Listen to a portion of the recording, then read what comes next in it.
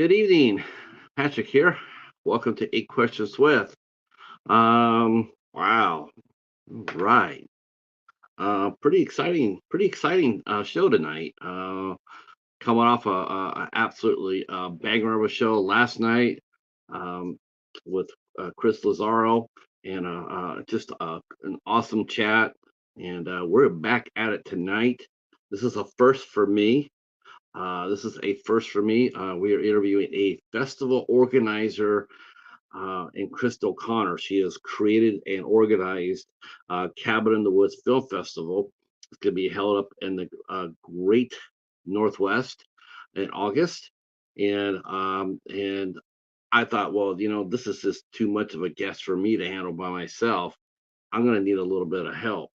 So I reached out and made a call to a Stardust. That's right. I called Derae up from rainbowFRIGHT, come help me out with this one because this is a damn important show. I got to tell you, I'm pretty psyched up for this. Like I said, this is a first for me. I've talked to one gentleman who worked at a festival, but didn't really have anything to do with it as far as selecting the movies, selecting the venue, selecting the theme. Getting all the organizers together, all the film, watching all the films. Crystal's done it all. This is what a film festival does. We're gonna find out tonight because none of us really knows. I mean, filmmakers know, but I've never talked to anybody about how it actually goes. I know filmmakers will just they'll send their movies in to be considered, but I don't know how it works. I don't know how do they ever how do the organizers actually choose the movies? Now there's a lot of different things out there, a lot of different theories, but I'm not gonna comment on those. Why? I got an expert here tonight. I got two experts in here tonight, and you got me. Hey Gary, how are you? How are you? Glad you're here, sir. And Jennifer P. Tuck writes, is here. That's right. That's right. After the show tonight, I'll be reaching out for you to set up our date. I want to have you come in and talk to us in August about your new book. There is Corey. Corey's coming in. He will be interviewing Austin Gallant this week. That is very impressive. Austin is a very fine filmmaker, and always glad to see one of us in the community uh, getting a chance to talk to somebody like an Austin. It's really cool. You get sort of hooked on that, right, Corey? Um, you can get hooked on talking to some really great people. And I will be there for that show, by the way. I will be there in the chat for that. That will be a most impressive show, and can't wait to hear it. All right, as far as we go, of course, Derae and Krista will be here momentarily. Tomorrow night, we will be welcoming in Boston area rock band.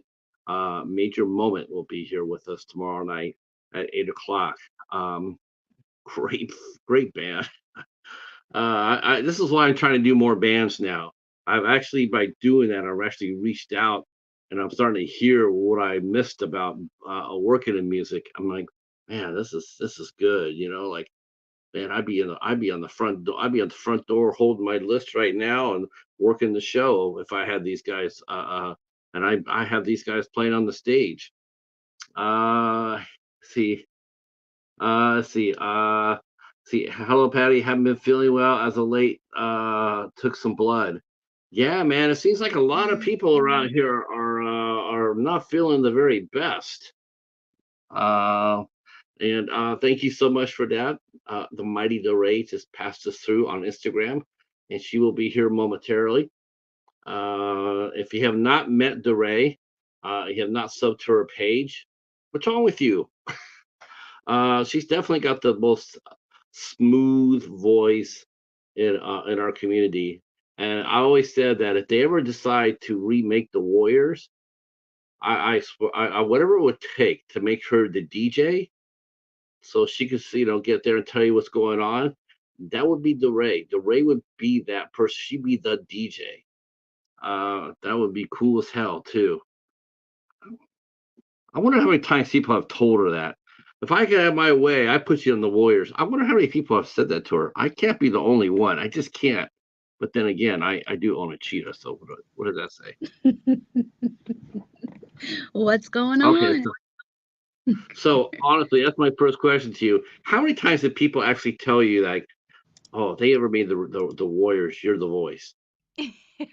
I've been getting it a lot lately, and I can't say I'm getting tired of it. Hey, boppers. Looks like the baseball fury struck out. Oh, Oh it's so good man, to see you. good to see you. Man, we have not done this since you were here a lot. No, the ISC show.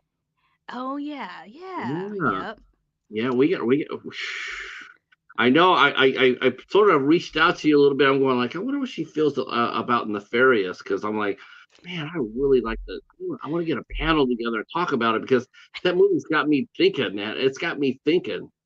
I It's th- like it's one of those movies where it's like I really, really want to like it because I love the actors in it.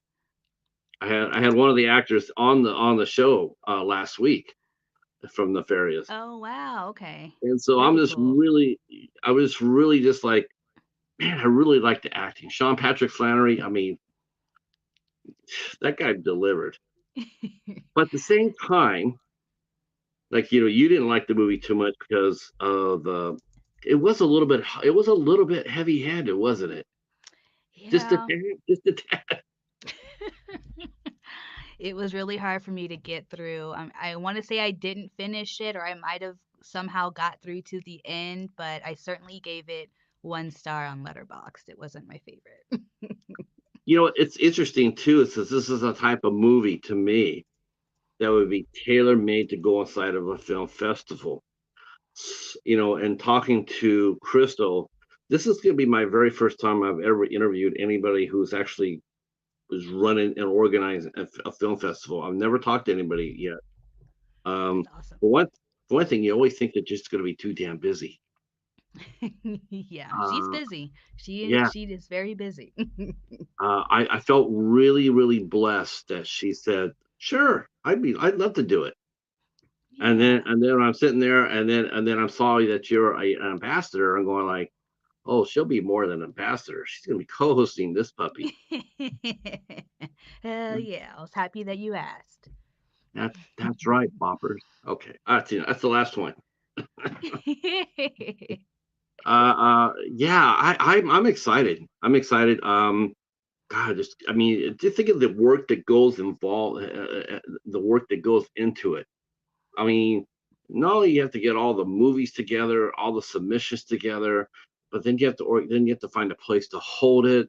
You have to sell ad space for it.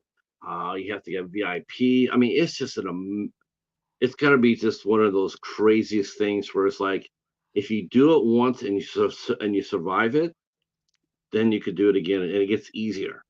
Oh Um, yeah. I did a street fair in San Jose, and our Nice. first time we did it, we had 18 to 20,000 people show up, and What?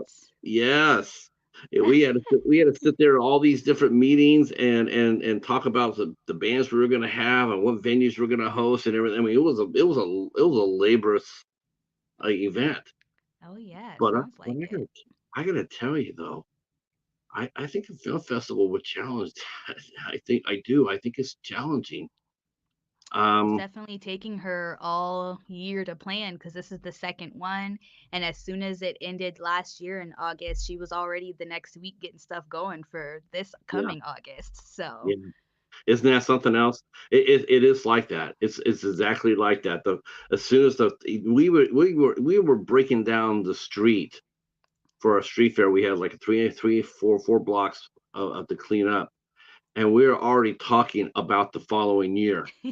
And I'm like, I mean, I'm into it. I'm excited about it. And then someone comes up there, be one of our volunteers comes up there and says, "Man, can't we at least just get one night off before we start thinking about next year?"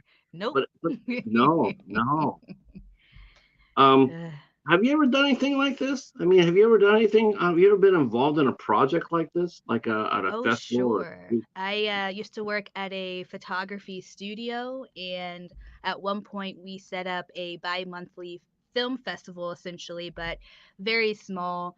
The space was about 1,200 square feet, so we could fit about maybe 50 people max. So yeah, I would do a call for entries for music videos or short films, and then we would also do raffles and raffle off prizes. I got a couple of sponsors toward the end, like from Tito's and even Beatbox Wine. They were a couple of my sponsors, and that was a really fun time because like by the end of doing that, the last few started to become profitable. Like before, it was us putting money into it. Then we were starting to break a little even, and then at the end, we were like making a profit from throwing that event. So it was a lot of fun. It's one of those things where it's like you sort of on one hand you're hoping to make a profit. I don't know if anybody ever goes inside doing a festival or something like this, asks for, because it's going to be so hard, especially the first couple of years is going to be tough because a lot of times Yes. you're bringing in movies from people that nobody's ever heard of. Um, and then once the more you last, like she's going to do it this year, come next year, like I said, it'll be easier. Oh yeah. It's the third annual, and people say that, oh, you've already done this twice. Okay, well, I'm interested. Mhm. How do I become part of this? Because you've Yeah. done it two years in a row. You've already proven that you can do this. I feel confident in submitting my film. I feel confident in becoming a sponsor. And whatever you need, help produce it. Whatever you need from me, it's better. It's better to have a couple underneath your belt. Um, it makes it a lot easier, a lot smoother. For sure. And you learn how to handle bumps in the road as they come up too. Mhm. Yep. Um, Well, I love I'm excited for her too for meeting Crystal in the sense that now you already like I said you're already an ambassador. So do you do yourself do you did she ask you up she's here, let's go get our organizer, our cabin in the woods girl. Yay. Yay.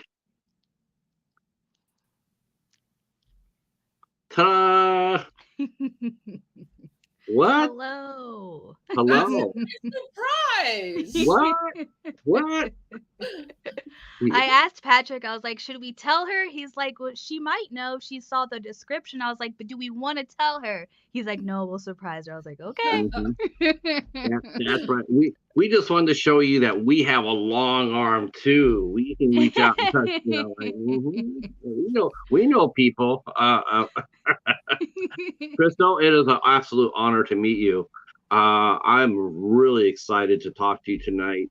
Um, as soon as I saw you were pushing your film festival, it's like, well, Cabin in the Woods got me right away, right? I mean, you're not a horror fan if you don't respond to Cabin in the Woods. Yeah. You're just not. You're just not. That's just how it is. But when I saw that, I'm going like, oh yeah, I got to see if we can talk to somebody here. Let's go see if we can talk to this, Crystal. She's running it. What more? We can't get a better person to talk to. I So mean, but you have like rainbow fright, so that's pretty good. that's right. That's right. That's how we. Oh, I can't. Like I said, I couldn't do it anymore. Okay. Well, yeah, we're always giving Derae a lot of fun with her magnificent speaking voice. It's the best.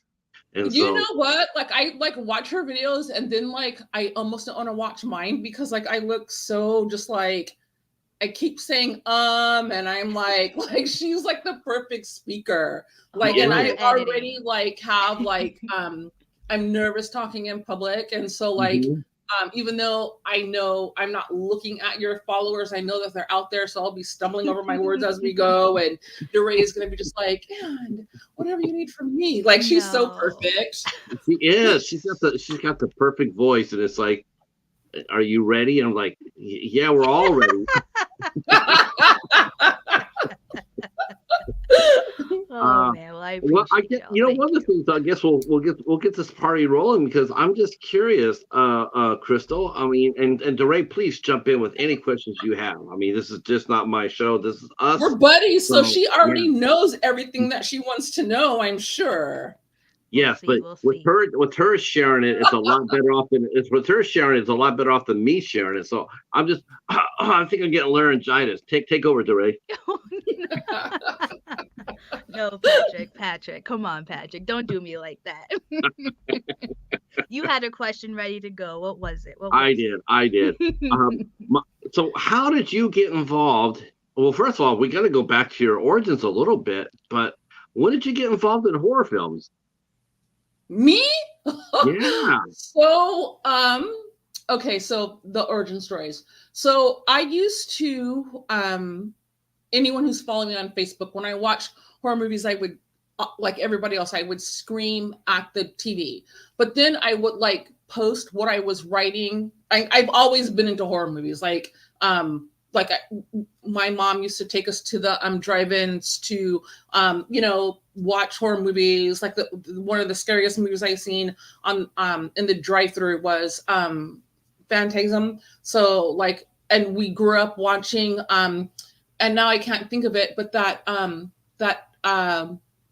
it was like the Twilight Zone, but like a soap opera from night. What was it called?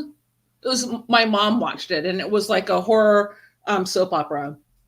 Um, Growing up watching. Dark Shadows. Yes, Dark Shadows. Thank you. Yeah. So and then like the Addams Family, and I'm just like I've always liked my entertainment dark around the edges. When I was younger, I was always invited to the slumber parties because I told the best scary stories, and so then everyone would be awake with their flashlights, like looking around, and I'd be fast asleep as like the trees, scratching against the window. So I've always liked my entertainment just dark around the edges. But how I got into how I became a trusted name in terror is like I would like post on Facebook something like, how many times do I have to tell you, get your kids, get your dogs, and burn the house down? And then everyone would be like, what movie are you watching? And they would be like so aggravated about it. And so then I started way back in the day, just doing the DVD pick of the week. And I would do like entry one. I think you can still see it on my blog. I know that I don't remember the password, so I can't access it, but it's like wordsmithchrystalconnor.blogspot.com. And so if you go to the DVD pick of the week, you'll see like entry one, get out of the house, entry four, and then like at the end I would write a summary and give it a rating. So I did that for about a year before Horror Addicts reached out to me and asked me if I wanted to start reviewing for them. So of course I said yes. But then another thing that has always, I guess, kind of been natural to me is I've always, like I said, told really scary stories, and I write them, right? And so your friends and your family are supposed to tell you that you're really good at it. So like I hearing it from my friends and families, like I was just thinking, yeah, you're supposed to say that. But I was working in a small shipyard in Seattle, and the guys, just through like talking, found out that I wrote, and they're like, you need to go see the welding instructor because he writes too. But of course, I never went to go see him because I already know how to weld. And so he came up to me and he's like, hey, I heard that you wrote. Do you mind sharing your work with me? And I'm like, yeah, I'll bring you something tomorrow. I'll bring you a short story. And so I did. So the next day I come in. Now, let me set the scene. I'm 5'7.5", and I'm in a shipyard. So imagine the type of men that work in the shipyard. This guy was 6'7", no exaggeration. Like he looked like he could have also like been out a longshoreman, right? This really big, masculine, authoritative man that would like all of them in the shipyard, and then me with my long nails, right? So he just comes up to me, he's looming over me, and he's like, what the fuck are you doing here? And I'm like, it's my shift. Like, what's wrong with you? And so then he was like, you're a lazy writer. This story is not a short story. You need to start taking your job seriously. You need to quit your job and write full time. Now, I was at the time making $56 an hour. Okay. So I was flustered because like, who do you think you are to talk to me like that? Right. And so at lunchtime though, after I started to calm down, I was thinking, normally people tell you to quit your day job, right? Like keep your day job when like they're trying to like make sure that you don't go on like America's Got Talent and you don't have talent. So normally people like, if that's the advice, they say, don't quit your day job. But he told me to quit my day job and take my writing seriously because he said I was a lazy writer and The Darkness was not a short story. And so I hired an editor off Etsy because like, okay, let's see. He's the first person outside of my circle that's telling me that I'm a good writer, and in a way that he's mad because he's saying that I'm wasting my talent. And so she starts to edit for me, but it gets to the point where she can't edit anymore because she was coming out of being a technical editor and she wanted to like do creative editing. But she said my writing was keeping her up at night and she couldn't do it anymore, but not to worry because she was going to introduce me to her friend who does creative editing for a living. So she's like, come and meet us for coffee. So again, I'm working in a shipyard, right? So I go to meet her in jeans and flip-flops. It's warm in Seattle, so I have like a little wife beater on with no bra on, 2 pieces of bubble yubble in my mouth because I like my bubbles really big. And I go to meet her for coffee, and I walk into an office meeting with like the CEO, the editor-in-chief, and then I can't remember who the other guy was. And they're all sitting there, and this woman, like, she's the owner of the publishing house. So she's like an older, like from old money, like pursed lips and tight buns and the pearls, like that's her, right? And so they all have a manuscript sitting in front of my manuscript sitting in front of them. And I'm like, oh, okay, so I'm absolutely inappropriately unprepared for this. And so she asked me one question. She asked me, do you know how this book ends? And I was like, not only do I know how it ends, I'm already writing the sequel to this.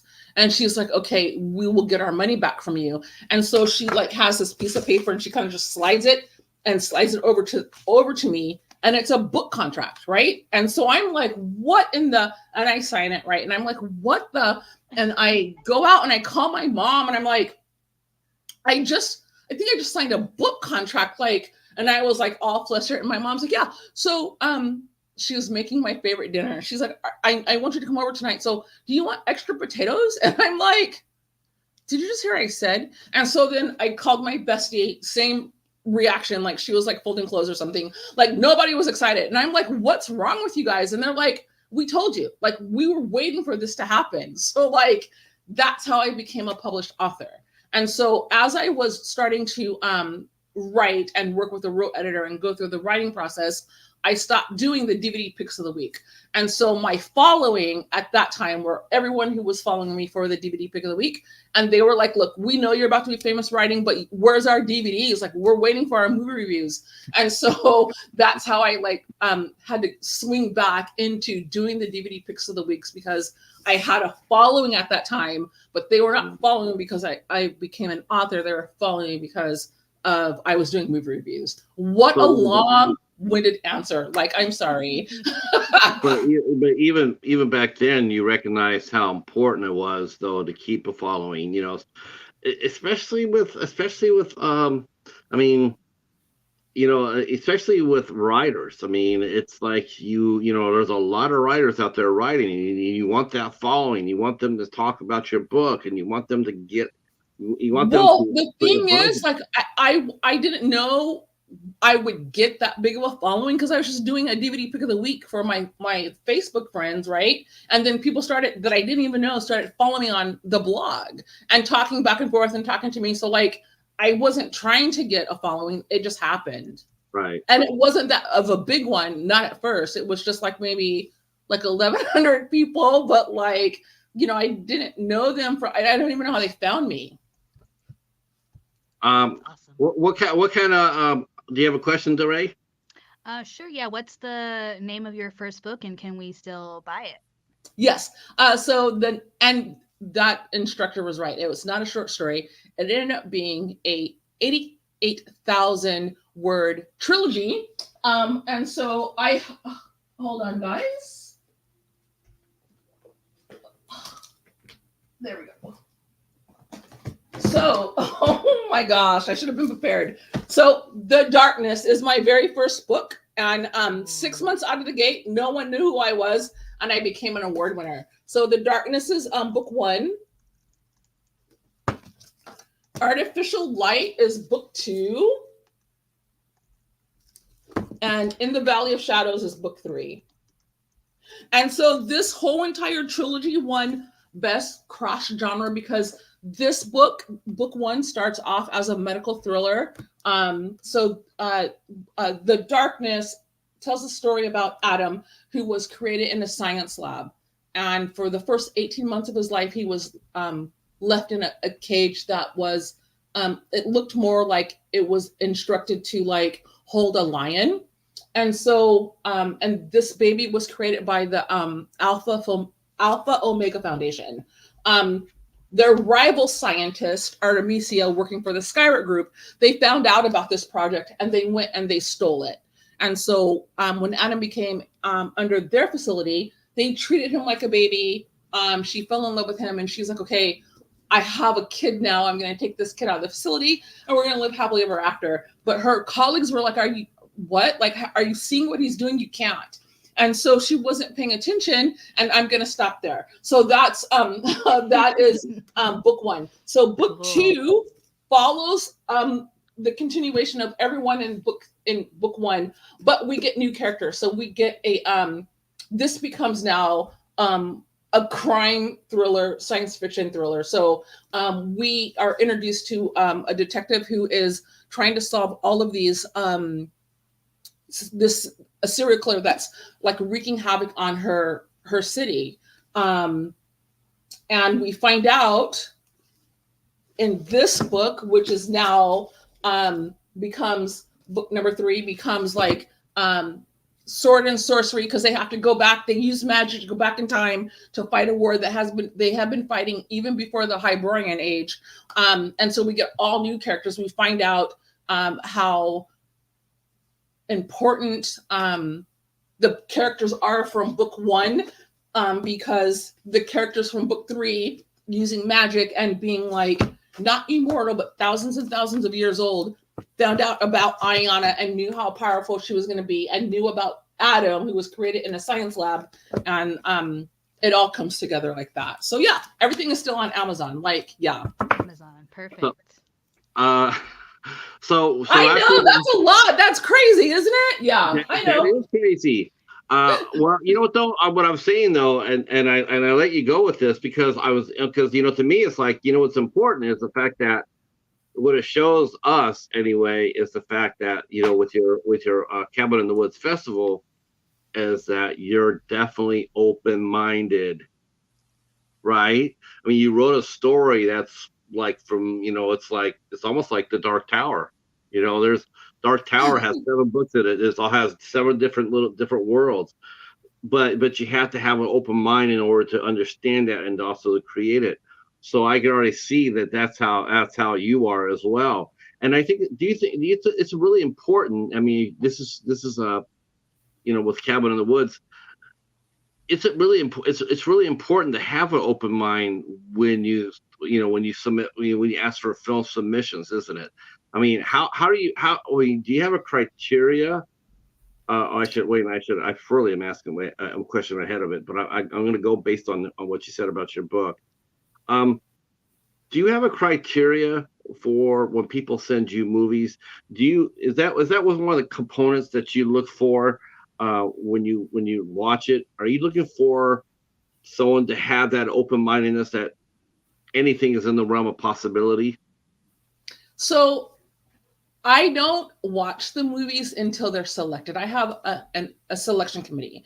And the reason I chose to do this is because when I started researching on, I didn't research, like from my very first film festival, Derae was a part of it, from concept to here we are was 8 months, right? And so after that festival, everyone was thinking, especially me, like, how the fuck did we pull that off, right? So I know because I attend festivals as a correspondent, and I review films. I talk to filmmakers.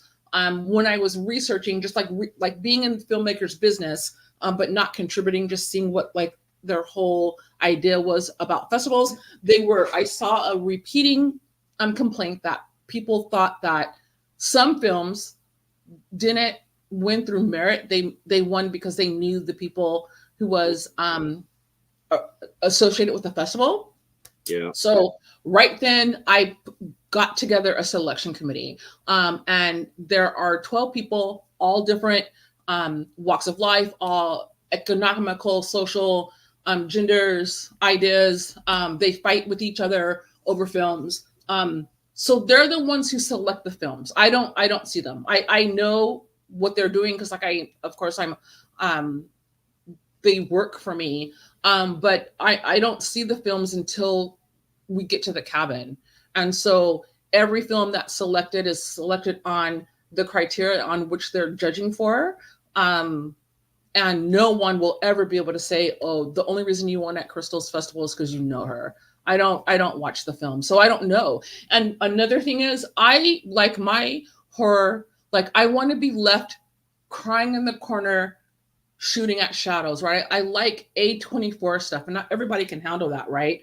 I'm not particularly a huge fan of comedy and horror. So like to make sure that my film festival was as inclusive and as diverse as I wanted it to be, I can't be selecting the films because it would be only all the films that I like. And so, and I'm super happy because like we got films last year, and from what I'm hearing this year, that I would have never even considered. So, as far as like what's being selected, I have no control over that. I selected a selection committee. I have a selection chair who I trust with everything because she has been with me for 20 years now because she's the iron fist behind the brand, A Trusted Name and Terror. And so now she's doing the same thing for the selection committee. And so when people are submitting films, there's only one thing, there's like two things that will get you disqualified. One, blatant racism, obviously, and hate speech. Yeah, so it can be as dark, and we got some dark ones last year. It can be as dark and as settling, no subject is off limits. But if the selection committee, like there was one movie last year called Lelouse, and there was a lot of chatter in that on their in their group. And so I peeked over there to see like if a film was about to be disqualified, but they were like fighting over because it was like last year we had, so my selection committee gets off 2 weeks before everything starts. But last year they were held over because they had to break 7 ties. And so they saw it coming and they were already fighting each other over that film. And so again, this year it was even worse because we got even more films and we have 2 days instead of 1 because of the amazing job that my ambassadors did. Derae was one of them. We had more film makers willingly submitting to the virtual side. Like last year, I was pulling teeth. I was like, please, you don't understand. But my virtual side is a film festival. We show a completely different film track than what's being shown in the theater. And there's contests, there's games, there's the social wall. So it is festival-like at home. So it's both a physical festival where people can go in there and sit and watch and have popcorn and a virtual one. Yes, Derae, Come on, you don't like A24 I can't win, right? It's just like come on. So well, it's good to see you're a big A24 fan. Are you a big Hereditary fan too? Yes. Oh yes. Yeah. They've got some wild ones coming up. Like I am like chomping at the bits for Heretic. Like, are you kidding me? And I don't know if they did front room or not, but like I cannot wait. That's on August 30th, right after the festival. So I'm going to shut everything down and be right in front of the TV. I'm so excited. Yeah, I actually tell you the truth. I'm actually pretty curious about Heretic too. I'm curious about that one. Religious horror is my favorite horror because I grew up in a Christian household. I am now deconstructioning my beliefs and why I believe them, but I still believe in God, right? And you'll see that threaded throughout everything I write. Because for me, the most frightening thing being raised in a Christian household is the idea that God will turn his back on us. Like he's done, because like we're so disobedient and use like, you know what I mean? So like as someone who believes in God, like that is what would terrify me, is knowing that he would be like, you guys are on your own. You know what I mean? Like maybe you don't, but like that's why I like religious horror. Is my favorite genre of all time. And then coming right up underneath that would be cults. Now, see, now, Derae I'm not sure if you know the background or not, Derae, on my screen. So I do. I also love supernatural horror. And if I could, I would show you the background of my screen is from a dark song. Oh, that was so friggin' good. I loved that movie.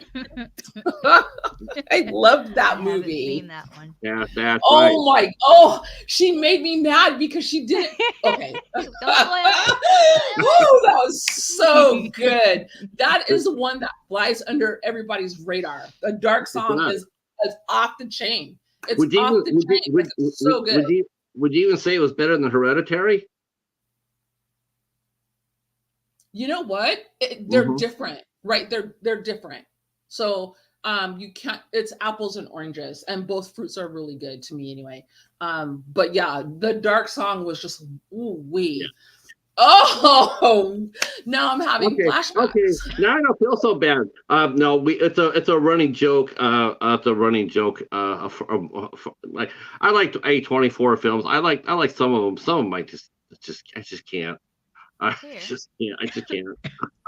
So it's a running joke. But I mean, I'm glad you. But I want to go back to the very first film festival. So you wrote your book, you wrote your trilogy, and you got a blog going. You're picking the movie picking the DVD of the week. So like all of that. So like to get a time frame of that, the DVD pick of the week was from 2008. No.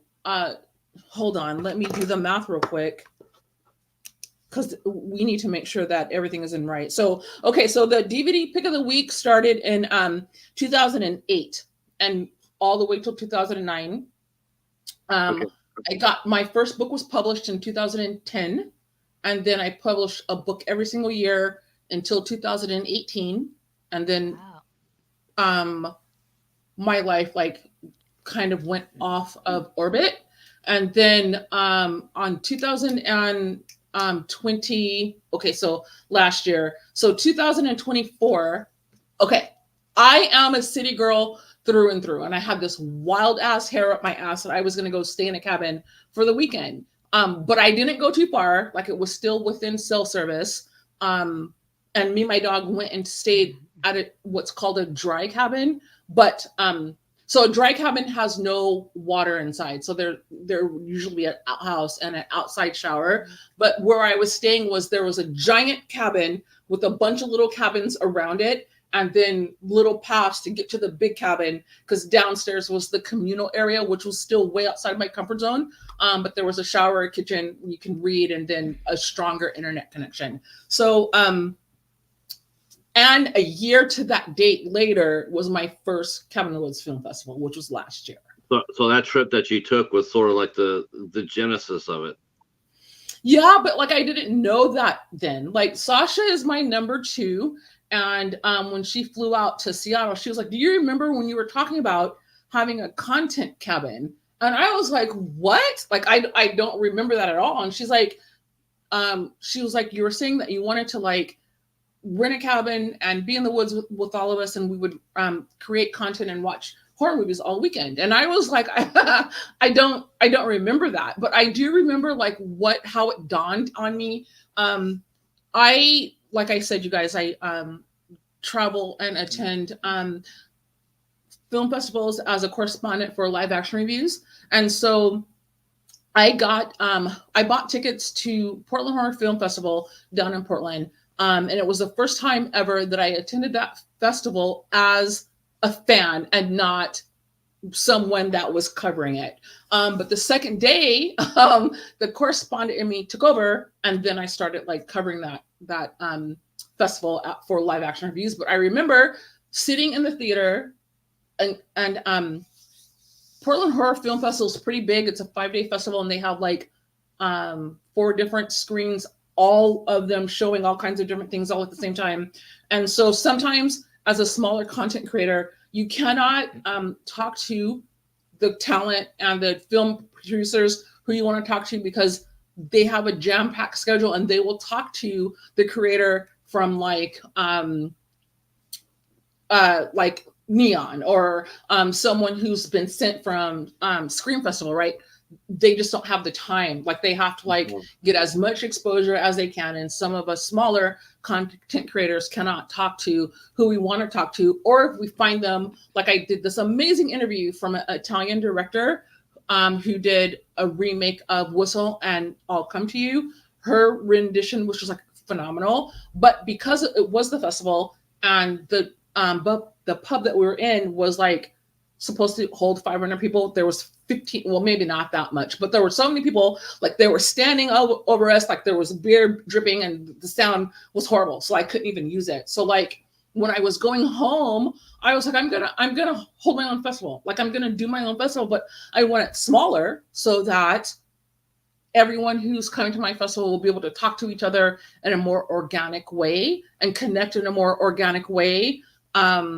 So that everyone. It is hard, isn't it? I mean, that's one of the things. You know, I remember telling a peer, he was going to a comic book convention, and you've been to your fair share of conventions too, Derae. So you can probably you can probably get this too.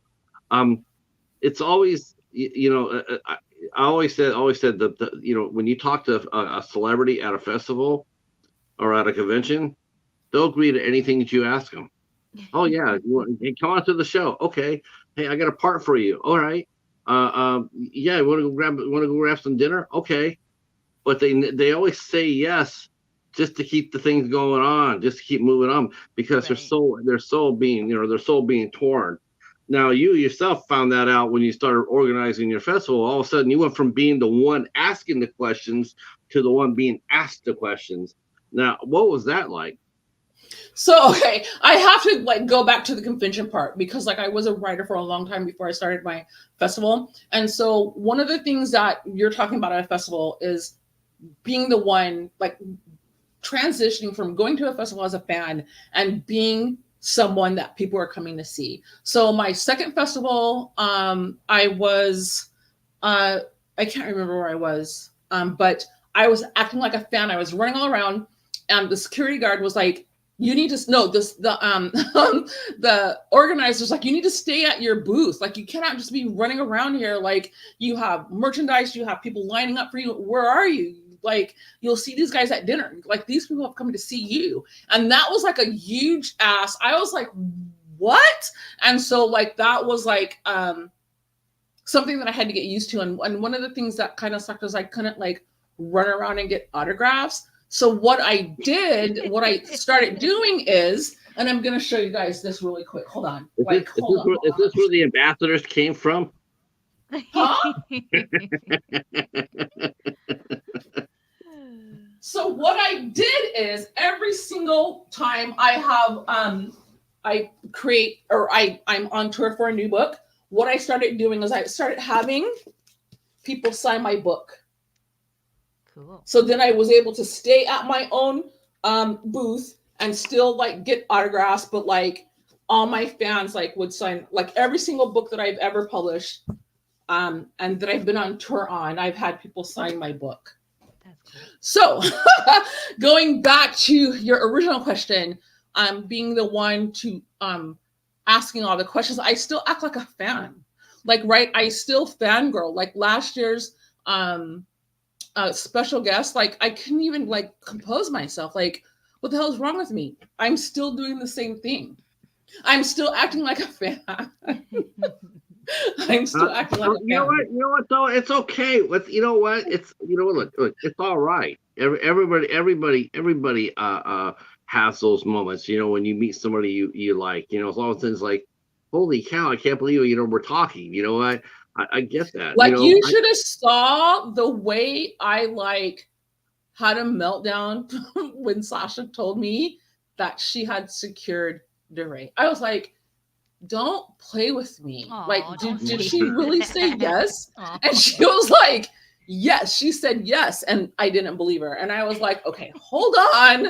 Because I had been like stalking you and I had left comments and like, you know, sometimes you just can't respond to everybody. So I'm like, there's no way. Like, there's no fucking way. And then you're like, hey. And I was like, oh, what? And so like even like I still do that like with like our hosts that we have this year, and we have Jose Prendes. Like I was like, what? Yeah, Oh, you got I'm Jose. Is still Jose acting like doing one. Jose doing your festival this year?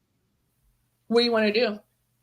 No, You'll have to go through Sasha, because Sasha is my she's the one who is the she's my number 2, and she is kind of like she was the one who got the ground running for the virtual side, because I told her I was going to do a virtual she just basically kicked in my door and I was like, okay, here I am and this is what I'm doing. So like because it's a lot, right? So like at the same time that the festival is happening in the theater, the virtual festival is happening at the same time. Like and another thing is that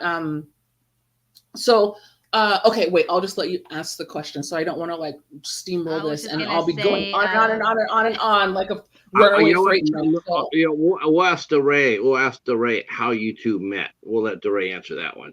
Oh, sure. And I was just going to say, you know, I wanted to be there this year, but unfortunately, around that time, I'll be house hunting and all of that. And I might even be moving during that time. So I just committed to the virtual festival, and hoping that, yeah, with the moving and all that, it still lines up. But yeah, she said, Lady Shasha, she came to me. She was like, hey, I've got this opportunity. And I looked into it and it looked really fun. I love being a part of something big, and it just looked like it was going to be fun and big. And I love film festivals and having, you know, creatives come together and build something. That's always just been a fun thing for me to do, just to be collaborative and to be a part of something just really cool and fun. And it was so humbling, and I'm still getting like super emotional thinking about it, because none of you guys knew who the fuck I was. Like I knew who most of you guys were because I was following you. You didn't But know none of you guys, like nobody knows most of who you I guys, am. most of you guys didn't know who I was, right? And so you're hearing about me from the first time. You don't know me from Adam, and you guys, like the way that you guys, like it was like being on a team of tug of war, but like with the winning team. The way you guys showed up for me, and the way like. And like, of course, it was the first year festival, and we had technical difficulties, and I was leaving the island, and I was like freaking out, but like watching the playback, like you guys supported me through that, like, and the way that it all such a good time too. We just loved your mission and the energy and everything behind it, and we just wanted to keep it going. It was awesome. It really was. But like when I watched that footage back, I was just like, and plus probably because I was tired, because to pick up and do an entire film festival with 3 different venues and 2 different film tracks, like I was exhausted. So that was probably why I was like so emotional watching the playback when I first watched it. But like talking about it now, I'm still super emotional. It's because I'm super grateful. Like it's just there's no way, like I'm an award-winning author, right? But I can't find the words to describe how it is to be supported and have people believe in what you believe in and are on your team. Like some people will be like on the sidelines and they're not really like on your team, but like you guys are on my fucking team. And like you guys, I went from like fangirling to like making these like awesome connections. And so yeah, I'm gonna always be emotional about that, always. Woo, excited. Go ahead, Derae. Go ahead, Derae. No, that was it. I said, woo, excited. What was the first festival like for you too? I mean, you know, that was their first one. You know, you're organizing it, Derae. You're a guest. You're a featured guest. What was it like? I mean, you know, did you guys have meetings beforehand? Do you have meetings now with the filmmakers who submit their movies? No, so we don't. really like they're talking to the filmmakers that are going to be my dog needs to go get groomed, she's shedding.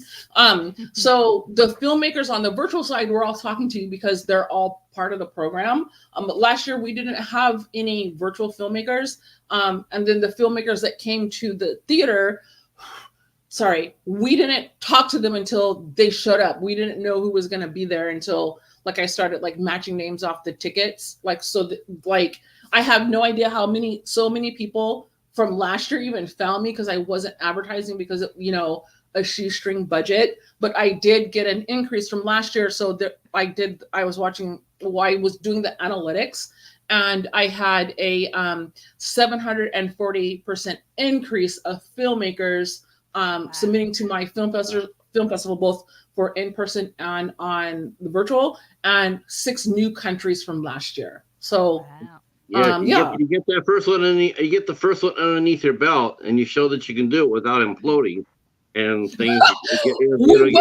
was like, there were so many things that were just like going crazy during the festival. Like, I can't believe everyone is still. All my ambassadors are still here. Sasha's still here. Like, it was hard. Like, so when I first really told myself I was going to do this, I I reached out to other film festival founders that I go to their festivals, and I was like, okay, don't tell me no. Like, this is what I'm going to do. This is how I'm going to do it. And I need you guys to watch me, like, give me helpful tips. And if I'm getting ready to go off the rails, then pull me aside. And so when I told them that was in January, my festival was in August. When I told them it was going to be in August, that January meeting, everyone was like, are you kidding? But now I see why they did that. Now I see why. And because I told them I'm not going to say no, like, they were just like, okay, well, let's try and figure this out. Let's like help you through it. Let me hold your hand while I say this. Yeah. Why? So like August is a great month for festivals. But from concept to August, I only had 8 months of planning. Oh, okay. For the very first film festival.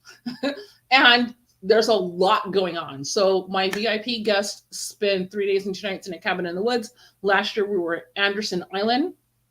Phenomenal. This year we're going to be in Easton, Washington.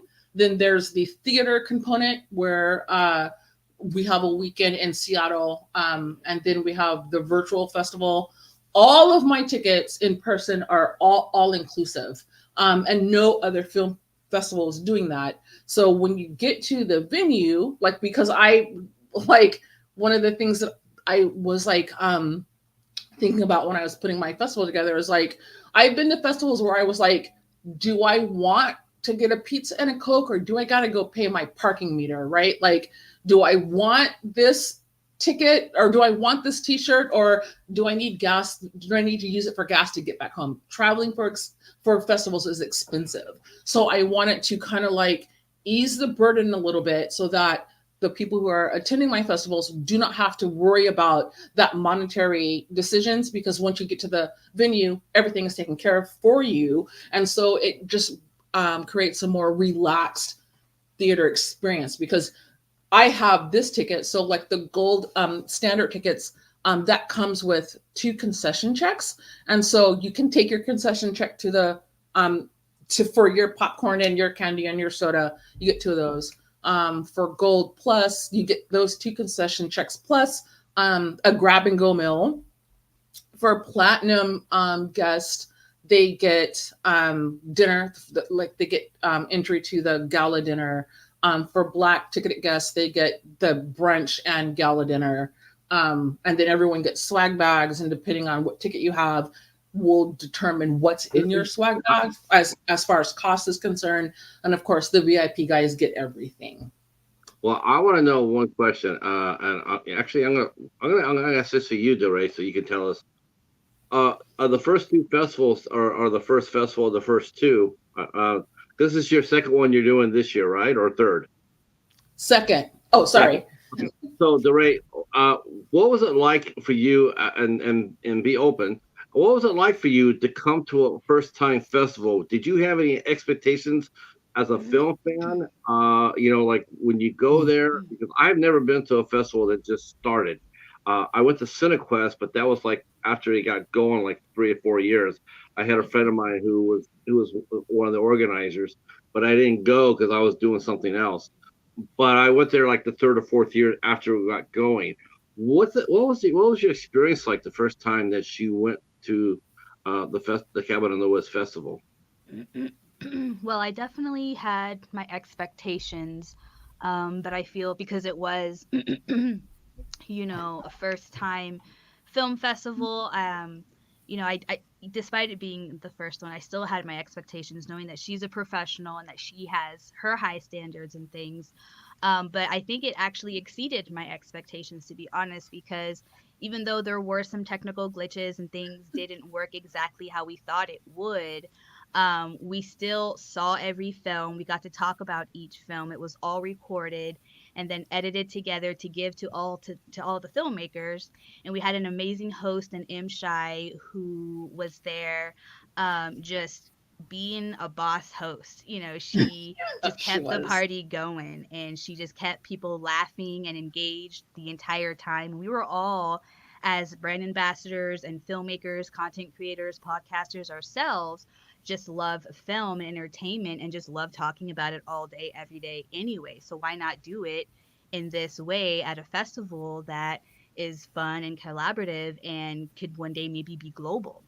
So it was just fun in that aspect, and just being a part of that just created a synergy that just kept it just fun and awesome.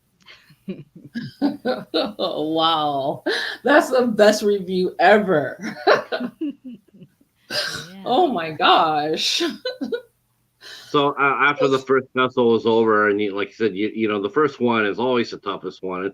You write down all the bumps and bruises that Yeah. everyone went through, and then you just put them on a big sheet of paper on a wall, and you look at it and says, how are we going to tackle this next year? And then Yeah. that's what you do. You mark them off and what have you. Um, Yep. what were some of the movies that you saw the first year that really impressed you? And how I mean how and as a festival organizer, I mean, what kind of films are you looking for? I know you said earlier about you don't want any obvious ones. You don't want any racist. I can't imagine anybody actually doing that, but We who did knows? we did get a film like that this year that was disqualified actually. Oh, oh, Yeah. oh, really? Yeah. Someone submitted. Okay, yeah, Lord. people being people, right? Um, People Hmm. being but people. what I mean, what are you looking for in terms of are you as far as that goes, as far as content goes? I know you mentioned you haven't seen the films, or you don't see the films yet, but your festival that's coming up pretty soon in August, so you don't have very much time if you're going to watch them. You don't have very much of a window. So what do you do? Do you I go? watched them. I watched them at the festival. So one of the things that's different about Cabin in the Woods Film Festival that is unique from all the other festivals that you might go to is on day one when the festival puts out their programming, everyone involved in the festival knows who the winners are. Um, we don't know. We know who's been selected, but we don't know who the winners are until the judges assemble at the cabin because they're the ones who judge the films. Where's the physical festival going to be at this year? Easton, Washington. Yep. So the VIP guest, the cabin is in Easton, Washington, and then everyone coming to the theater portion of the film festival is going to be in Seattle. Okay, let me go ahead and real quick while you two carry on for a quick second here. I'm going to go ahead and drop the link to the main website in the chat. So people, I pinned it up there on the beginning of the chat, but I'm going to drop it here in the chat as well for some guests who want to. Holy crap! I didn't even know that. Like I just now clicked comments. Hi everyone. So basically, I haven't been ignoring you. I just didn't know that the comments were on. Oh, Jeez. Yes. And then That's embarrassing. at the link too, you'll be able to get your pass for the virtual festival if you can't make it to the physical one. So yeah, Yeah. Patrick just shared the link now. And yeah, it's only I think $45 for the virtual pass, right? Yep. and that's for isn't that for 3 or 4 days? 2. So the Two. virtual film festival is 2 days, and it is jam packed. Like there's like, um, one of the things that like I told my ambassadors last year, I was like, because I watched the whole entire, like by the time the festival was over, like right near the end, they took a group picture, right? And then they started to look and act like the cast of Stephen King's The Long Walk. You know how they were all like together at the end and just tired and holding up each other, and like that's what you guys seem like to me. So like the minute I saw that, I'm like, okay, next year I'm going to break it up so you guys don't have a 12-hour day. And they're like, no, we'll do 12 hours again for you. And I'm like, what? Like, you guys were so tired. Like, oh my God. For the record, most people were down for 12 days, but I'm down for a shorter day, just for the record. Yeah. So yeah, you're getting 2 days. And so even though the days are shorter, it's still packed as like the first year, because we have more film festival, we have more films, and I have a better idea of how I want to do things. It's not going to be as rushed, because like one of the things like happened is after they would watch a film and then they would start talking about it right away, but then the next film would start right away. So I did, again, with the technical aspects of it, I didn't know that I could time out when the movies start, right? I just uploaded them to the platform that we're on, and then they played automatically. But this year, there's going to be 7 minutes in between each film so that everyone can talk about it really quickly or go get a snack or whatever they need to do. And then at the end of each block, there's a 15-minute window where you can talk about the whole block. Like, even though it's jam-packed, it's not going to feel as rushed. So I'm super excited to get the feedback from that, from you guys, how it's going to run this year. So yeah. Well, one of the people coming to the festival just walked in. Tony Man 100 says, "I can't wait for the festival. I'm counting down the days." Yeah, I'm excited for you. This is going to be an absolute. He's a VIP. He's a VIP guest. He's going to be flying out to Seattle. Yeah. Okay. Wow. Yeah. Okay. All right. So Seattle is going to be. So Easton is the virtual one. No. So the virtual one, no. The virtual is online. So that's August 23rd to the 22nd. The VIP guys, we have 4 tickets left, you guys, fly in to Easton. So the festival starts on the 20th, but early check-in is on the 19th. And almost all of my guests are flying in to check in early so that they can just like lounge around and not do anything. And, because it is still a festival, but we have judging to do, and there's excursions, and there's a whole list of things that happens at the cabin. So they're VIP, just the VIP people. Yeah, just the VIP people. And so they'll be coming in from the 20th through the 22nd is the VIP. And then on the 23rd and the 24th is the theater portion. And even in the theater, there's like a whole agenda of things to do, because like there's the after party, there's a happy hour, there's the award ceremony, like, you know what I mean? So the schedule is robust. Now with this, I mean, I know it's gonna sound, I know how this is gonna sound, but I'm gonna ask it anyway, because that's just what I do. There's no question I'm afraid of. So was your festival aimed toward minority filmmakers, people of color? Did you want those particular filmmakers to submit to your festival? Was that your aim? Was that your main aim? Because my goal was to be as inclusive as possible. So as you see my mission statement, I think that's why you're asking me that, is celebrating independent and short or small production teams from all around the world, from every single voice, from every single gender, everyone. Like, we are united in horror, right? Because sometimes we're all afraid of the same thing. So and some of the bigger festivals, like, it's getting better, but like there's not like too, like it could be better, right?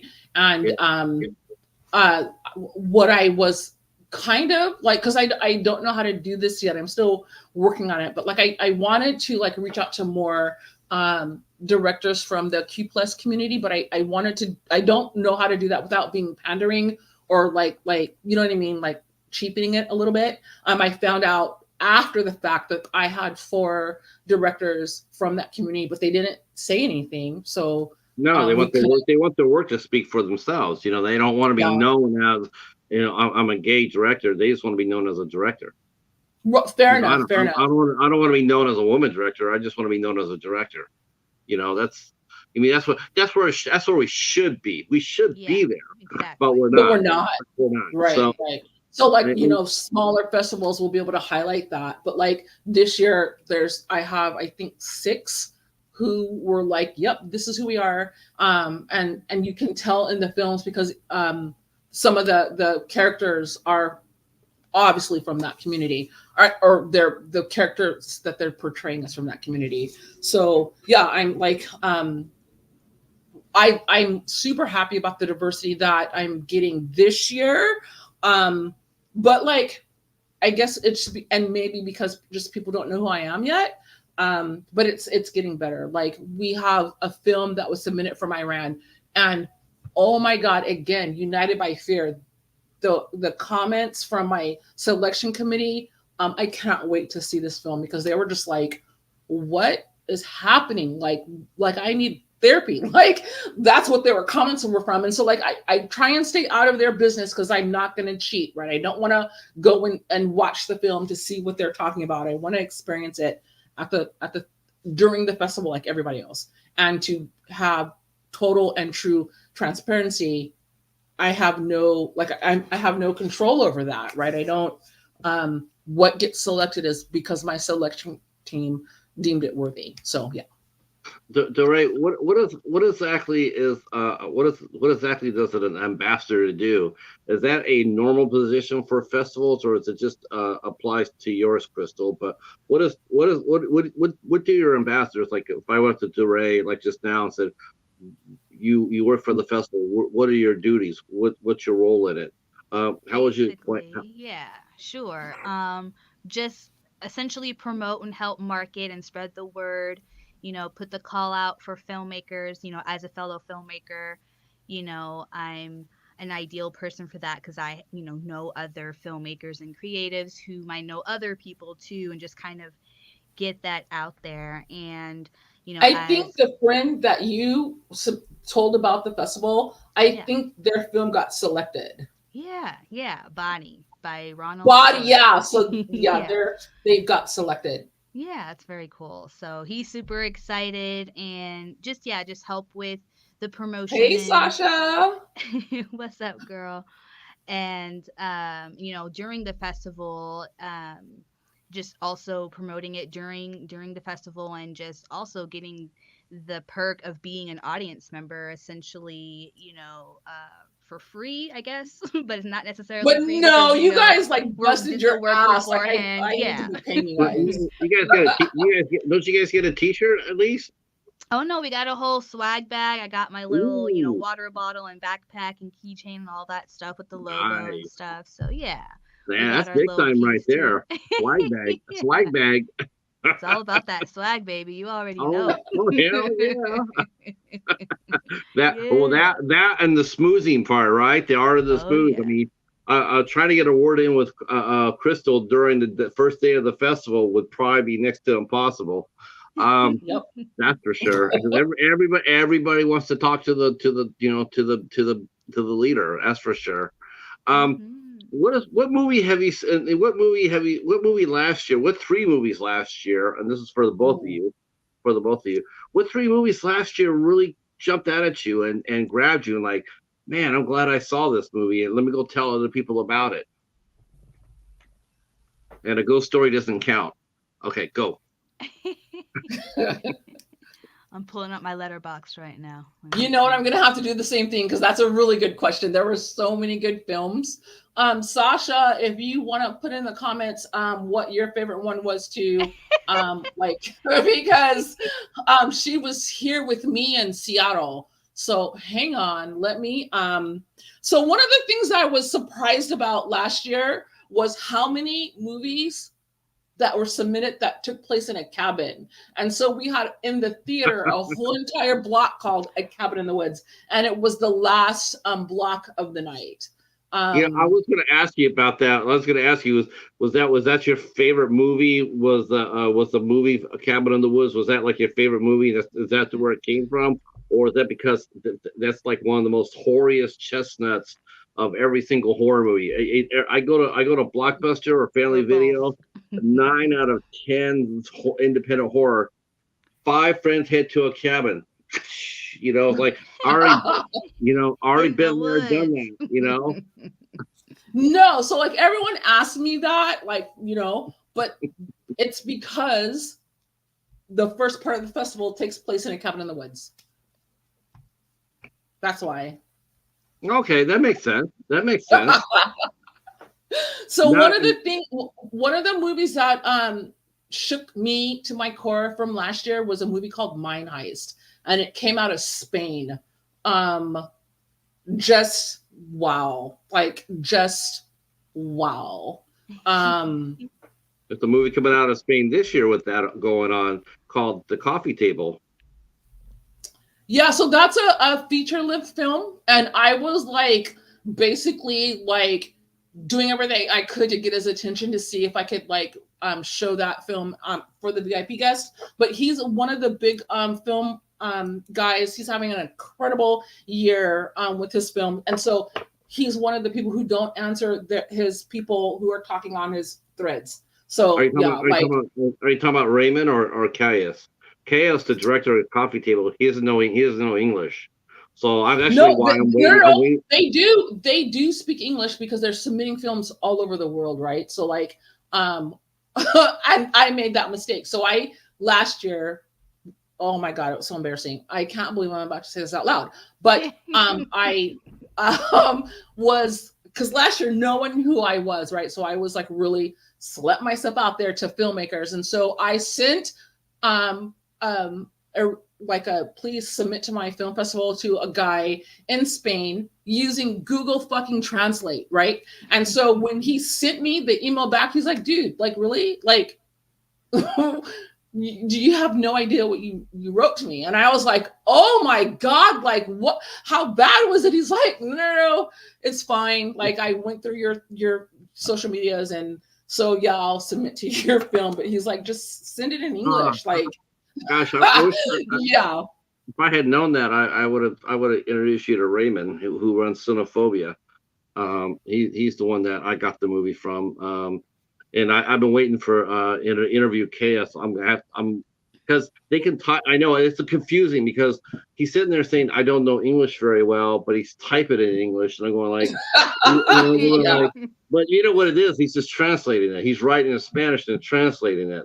So it's I don't think so, because like I wrote it in English and translated it through Google Translate, and he wrote me in English like really well English. He's like, did you use Google Translate? Because like, what the hell, dude? And that was the first sentence. Like that was the first sentence, and I was like hot. I was like, oh my God, like what other rookie mistake am I going to make this year? I made like a dozen more after that, but like that was one of the ones that kind of stood out, like using Google damn ass Translate.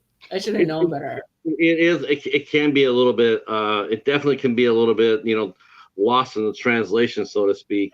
I've had, I haven't really never had anybody on here where I needed a translator, like, but I was willing to do that for him because it's like, I really want to talk to him so much because this movie's absolutely the best movie you're going to see this year. So did you, I hope so. I think you can rent it now, but Derae, what movies did you like? I know one of the things that I like, I am going to ask Sasha too. The movie that like left the theater completely fucking like stunned into silence was The Shadow of God. And they ended up with they took away 3 trophies of the best the Campfire Awards, best director, and something else I can't remember. But yeah, in The Shadow of God was just like exactly how I like my horror, right? Just like leaving me devastated, looking for my existence. Why? That was perfect. And for because like I watched all the films after the theater was over, like after like 2 days. I slept for 2 days straight, and then I watched all of the films on the virtual side. And the Lelouch, that movie, Yes, that little that girl, was oh gonna be my the one that damn I ass was about god, to like, say. Yes, oh, wow. that was that was certainly my pick for my favorite because there were a ton of movies, and to name off like all the ones that I liked is impossible because I can't Yep. remember all of them. But yes, Lelouch was definitely one of my top. And then I remember one with like 3 or 4 siblings in a room, or like the aesthetic was just like really nostalgic and like I want to say 70s, and that one was just also a lot of fun. But yes, there were a ton, all different genres and just different kinds of stories, and yeah. They had like they even selected one where because like we're open to fantasy too, and I thought it was like really interesting because um the character's eye was out and moving around the city on its own. Like do you remember that one? I can't remember the name of it, but like her eye, I don't know why her eye was out, but it was like, do you remember the movie? I'm trying to think. Her And eyeball was the eye out of was in her. the elevator, and then Oh like yeah, yeah, it yeah, went yeah, to yeah, work. yeah. Um, Yeah, that's right. yeah. It So went it to was, work. It did. Oh. and then oh, and another one from the virtual Man. side was Doors. Like that Oh. movie was insane. Is that the one The talking camera about the work. Amazon shopper? I'm trying to remember the Amazon shopper one. Oh, Too. oh, that was super good. She was at the award ceremony, and yeah, oh my god, what was that one? That was really It was good. like 2 people where I was a guy and a girl, and they were like something was going on. They were losing stuff or something was Because happening. she was grieving the death of her mom, and so she was just shopping, shopping, shopping, shopping, and then like the person on the screen was actually talking to her. Yeah, the movies last year were really, really like I can't believe. I mean, I'm super grateful though that so many filmmakers trusted a first year festival with their films. Like Yeah. we had over 170 submissions from 11 countries last year. So yeah. That's awesome. That is awesome. That's a lot for a first time festival. Yep. That's a Yep. yeah. Wow, they Cabin in trusted the you. Woods. I think the name just sounds also so established. Like it sounds like it's something that's been around for a while because it's all in our heads, and I think that works to your benefit for sure. It just feels, like I something you need to be a part of what, because what I we're a really like fan. about that, what I really like about the two is that in the name. It's a like when I first saw it, I'm like, oh, I wonder if someone's going to get grumpy about it, but they can't get grumpy. That's not a trademarkable name, because everybody has written that. An idea. It's a trope of all horror. It's like it's what you expect. It's not aiming for anybody or any genre. It's just a cabin in the woods. The possibilities are endless. What could happen what could happen? Yeah. Who knows? Yeah, so I think the That's the reason like beauty I of it. got so many submissions about films taking place in the cabin in the woods is because of the name, but we still got a lot of like we got enough to have a whole block of them. Like there was the last block of the night. All those movies took place in a cabin in the woods. This year, the last block is out in the wilderness because um, of course, like running around in the woods and being in a cabin. So like I think people are like, oh, okay, this is not a requirement. We can submit anything. Like this year, we have a whole block of student films, which I'm super excited to see. Oh, So yeah, awesome. yeah. Cool. Yeah, That's what's up. that's cool as hell right there. Yeah. I think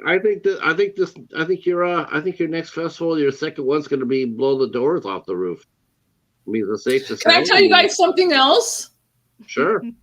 Okay, so you know how I have a million things to fucking do, like with the festival, as if that is not enough. I would So rely on you.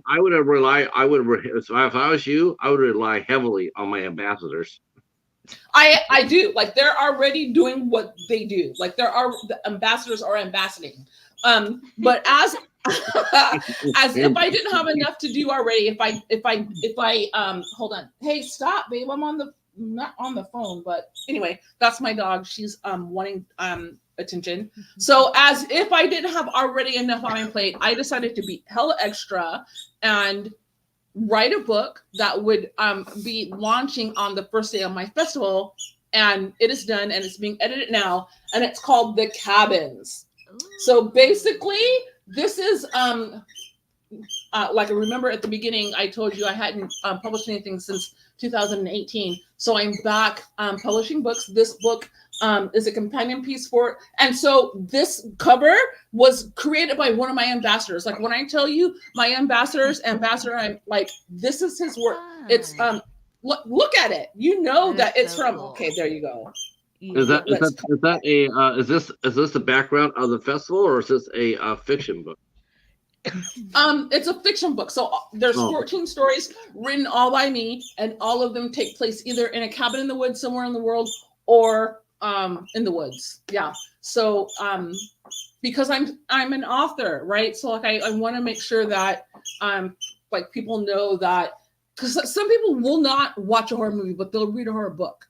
So I got you covered, right? Like either in the cabin or in the theater or online or between the pages. Like, look, do it all. Yeah. I got what you need. I got drip for sale, right? Like I am your horror supplier. So yeah, there's a book out. And so right now this book is available for pre-order. So that's not what we're supposed to be talking about. But anyway, since I opened Pandora's box, if you go on Amazon, you'll be able to order this book. And if you want a paperback, DM me so that I can get your shipping information and I can give you my payment information, because from now until August 20th, if you pre-order the hard copy or the ebook, it's going to be 30% off.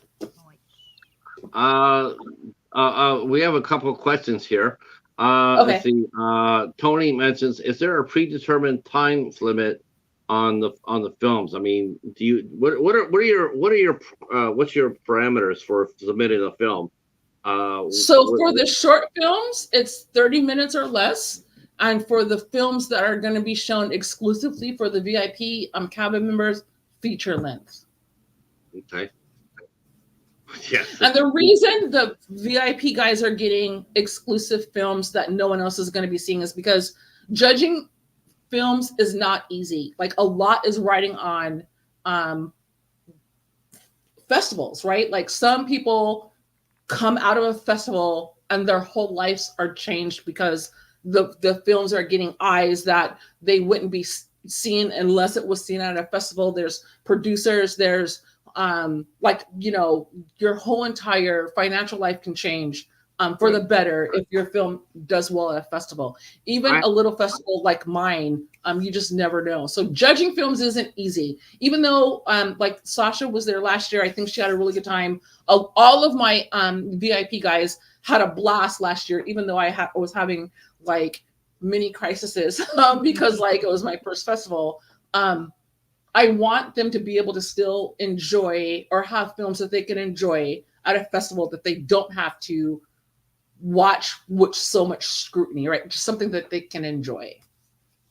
I have one question that's a pet peeve of mine, and I'm going to ask about how your festival handles this.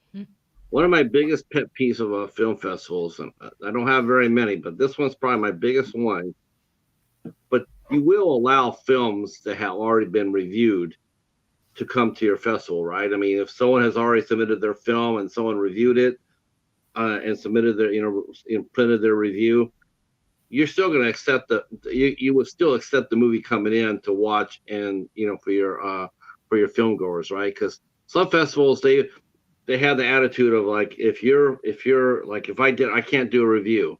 Let's say XYZ. I think it's not the review. It's if you're submitting to a film festival, it can't be on a platform that someone can watch for free, right? Because we have all our patrons are paying patrons. So why would we charge someone for something they can watch for free, right? That's like one of the biggest things on my on my if you buy it submissions too. platform. I can almost I can get along with that, but there's some that are out there that won't accept the submission if the film has been watched and reviewed already.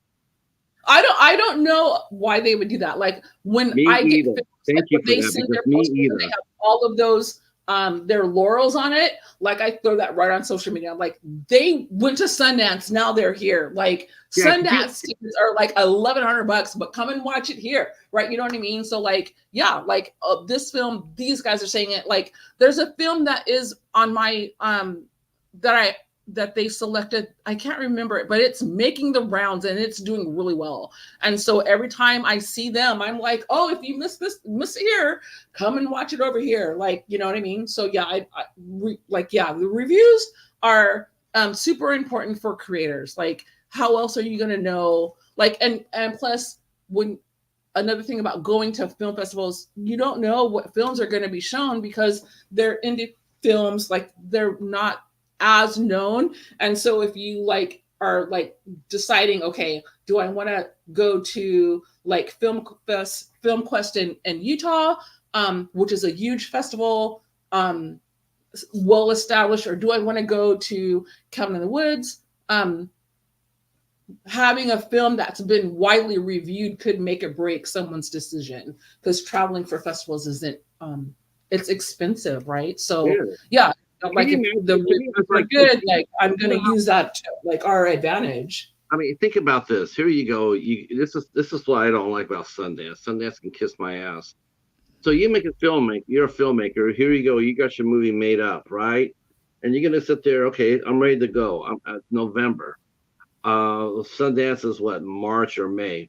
Okay, I'm gonna go ahead and submit my movie to Sundance. Sundance comes back there and says, okay, well, in order for us to watch your movie, you cannot show it anywhere, nor can it be reviewed. That's 6 months. That's 6 months or 7 months that you have to sit on a movie, and basically it's just dying on the vine, because it's not dying, right? Because Sundance is one of those film festivals that people are chomping at the bits to have their films shown there, because there are so many producers that go to a film festival like Sundance. Like they can do that, and people who are submitting to Sundance know that that's the drill, because the payoff is huge. That's a risk that they're willing to take. I can't do that. Who the fuck am I? No one knows who I am, right? But like Sundance, absolutely. Canes Film Festival, absolutely. Those big film festivals, absolutely, because they're established. They have the right eyes on their festival. The payoff is huge. Yeah, like yeah. Mm-hmm. I personally don't feel Sundance has the clout anymore. When I think of when I think of clout, like that, I don't think a Sundance endorsement is no longer a make or break situation for any independent filmmaker. Social media has evened the playing field. That might have been 15 years ago or 20 years ago, or even a little bit longer, when social media wasn't so prevalent. The social media is prevalent. It is now. They don't need a Sundance to launch their film. They don't need to sit on their ass for 7 months waiting for them to go like, I hope they like it. I hope they like it.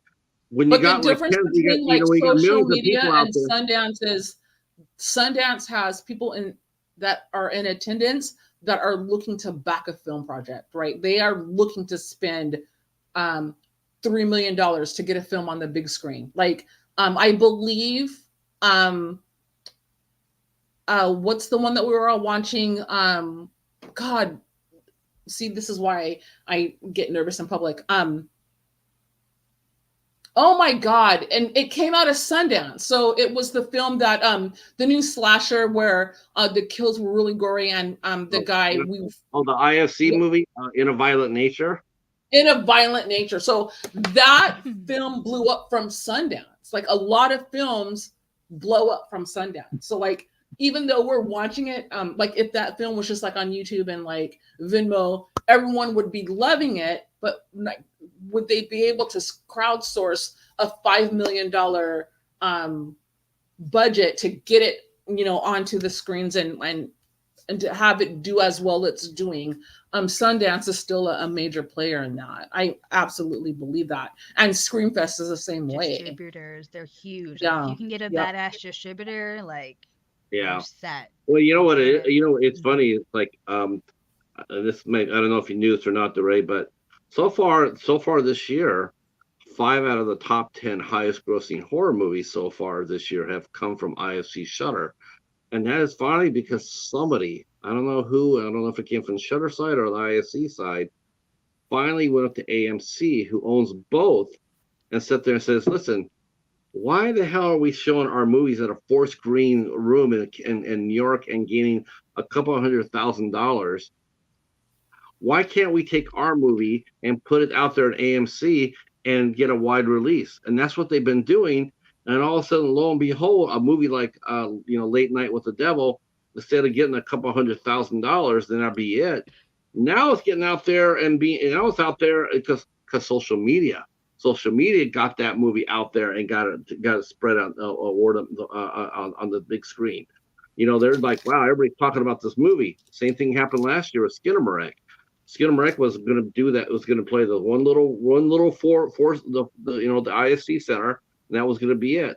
But word of mouth Word of mouth is definitely huge, yeah, for sure. And still but again, like at a film festival, like a big film festival with thousands and thousands of people, like high influencers with 500,000 people following them. Like the trade-off is still good because it's faster than just, I mean, it is grassroots, but it's like a wave, kind of like how we have a new Democratic nominee, right? Like it's like, so like, I can't even explain it, but like, it's just like a bunch of little things lining up for it to be perfect than just a basic grassroots. Like my festival, it's not gonna, I think it's going to be big, but it's going to take time because I'm small, right? But if someone at Sundance was like, oh yeah, like over in Seattle there's Cabin in the Woods Film Festival, then all of a sudden, because of that, I would have like tons and tons of eyes on me. But think how exciting it is for you, though. Think how exciting it is. And Sasha is even commenting here, says, I agree. Some of the older mainstream festivals like Sundance and Cannes has lost some of their cachet because Amazon and Tubi allow for self-publishing.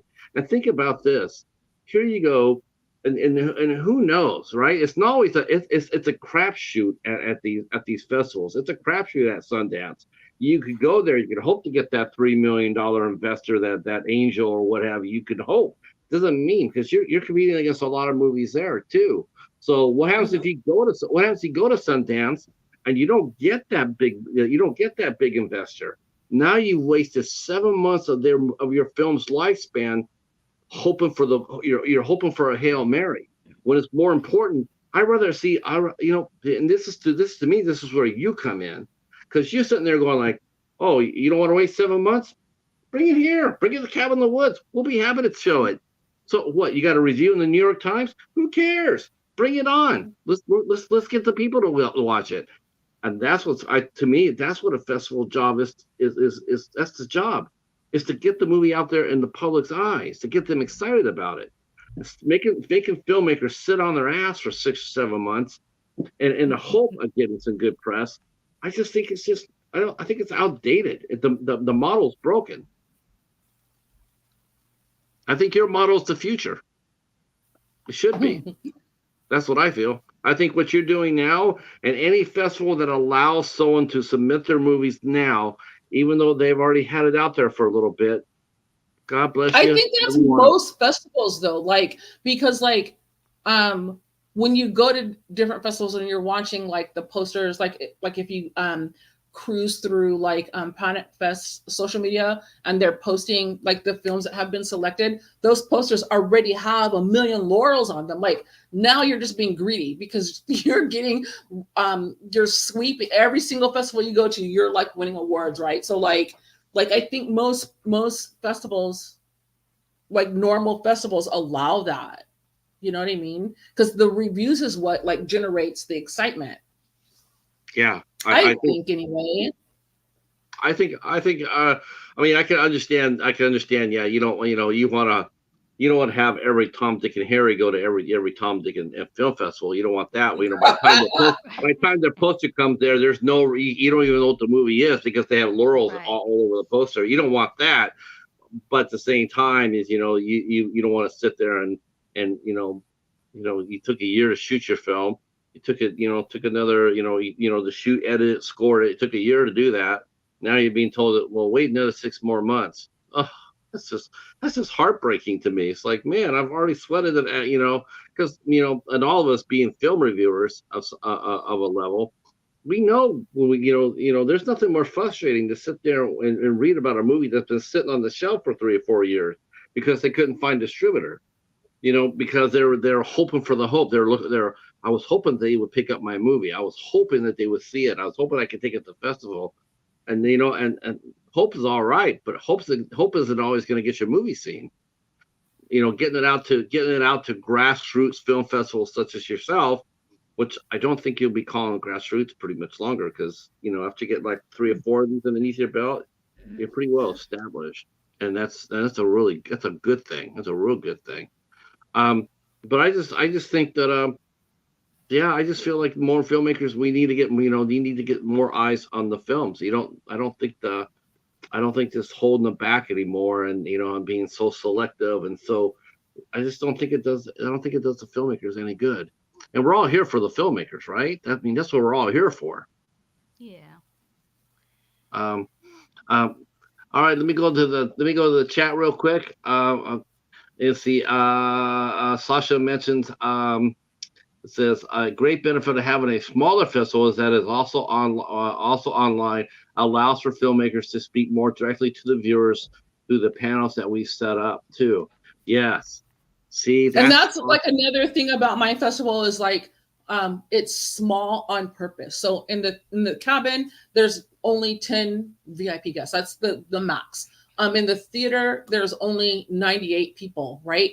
The Q&A dinners are not like the normal Q&A that you guys are used to, where you all get into a room and you're sitting down and you're watching the guys speak on a panel. My Q&A gala dinner, I have filmmakers sitting in between like us, the festival guys, and the conversations were just organic. Like the conversation, like people were like the conversations were overlapping and like moving like water, like, you know what I mean? Like if like sitting in a restaurant at a large table and everyone is like having this conversation, then you come into this conversation. It's very organic and very, it seems like one of the one of the people who reviewed me last year said that the gala dinner felt like a bridal reception. So like, you know what I mean? It's a little bit upscale because I'm hella bougie and I like do the fucking most. So like I wanted an upscaled theater, upscale festival experience. Well, I mean, guys, actually, I mean, if he was trying to be snarky, he failed, because I love wedding reception. No. They weren't trying to be snarky because it's exactly like that. I served catered meals, right? So I love wedding receptions. Yeah, so like they were saying that it felt like that, like it felt like that type of environment for dinner time. So yeah. That's what I wanted it to feel like. You know what I mean? I wanted it to be like very close knit and intimate, and I wanted that. So when I saw that review, I was super happy about it because I was like, yes, that's exactly the feel that I'm going for. One of our VIP guests last year, he said that it was the experience of a lifetime. He felt like it was a horror retreat, and I really leaned into that this year. So like, I like it too. I'm super excited to see how all of my guests in the cabin, in the theater, and at the virtual respond to this year's festival. Okay, my last question for you. I'm gonna let Derae have the last question of the interview. But my last question to you is, how did you meet Jose? Through Sasha. I'm telling you, she's the one. She's the one who is like, it was exactly like I was like, because we were buddies, right? We're besties. And so I was just telling her what I was thinking and doing. And then it was just like, she kicked in the door and she's like, here I am. And this is what I'm going to do. Like, no questions asked. She just like, and it works because I'm a August Virgo, she's a September Virgo, so the synergy is good. Like normally I'd have been like, but like it just we mesh really well. So yeah, like I said, like in the beginning of the interview, like all of my ambassadors I was fans of. And when she told me that she secured Derae, I didn't believe her because I was fangirling her. And I was like, I've been in her comments, like she never answers me, like she doesn't even know who I am. And then like when she sent me an email, she's like, I'm your ambassador. I was like, you know what? The first time I tried to call her to do this with me, I called up her radio. I was like, Cheetah, what? Who the hell are you? What? That didn't happen either. What are you talking about? Come on. Hey, Derae only hangs with the big boppers. Mm-mm. I love that. I love that you guys got a hold of Jose and he's an ambassador. I think that's really cool. I really like Jose.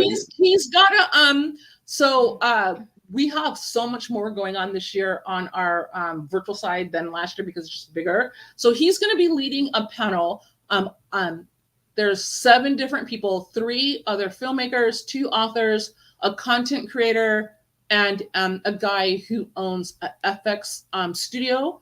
And the panel that he's going to be leading on Saturday is called Best Kill Scene. And they're going to be talking about like what it is, why we love a really good kill scene in horror movies and horror novels, and what that does to our idea of how violence really works. So I'm super excited about that panel. Like, if you guys want to join in, get your tickets. They're only $45.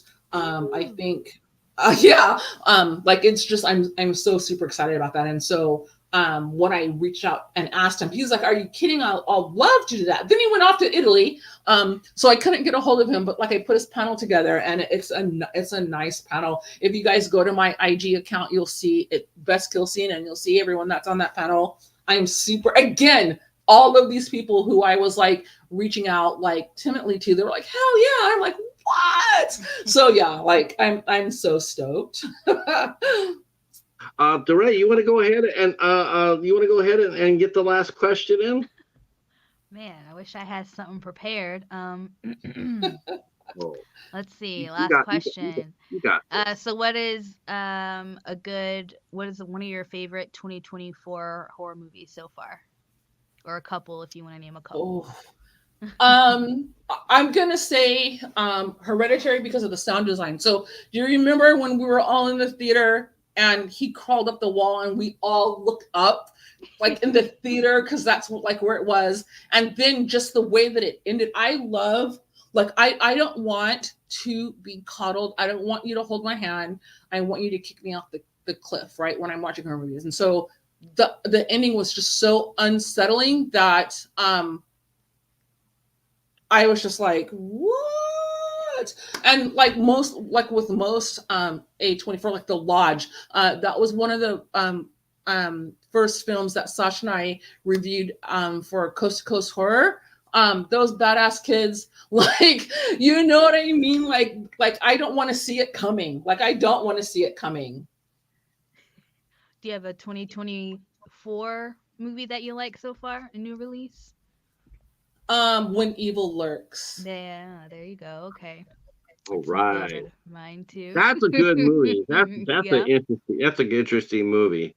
That's another. So I have a list of my very favorite possession movies. I do it every single year, and usually The Omen is at the top. So in 2017, there was a movie called Welcome to Mercy that I placed over. That's a fantastic movie. That's a fantastic Welcome to Mercy.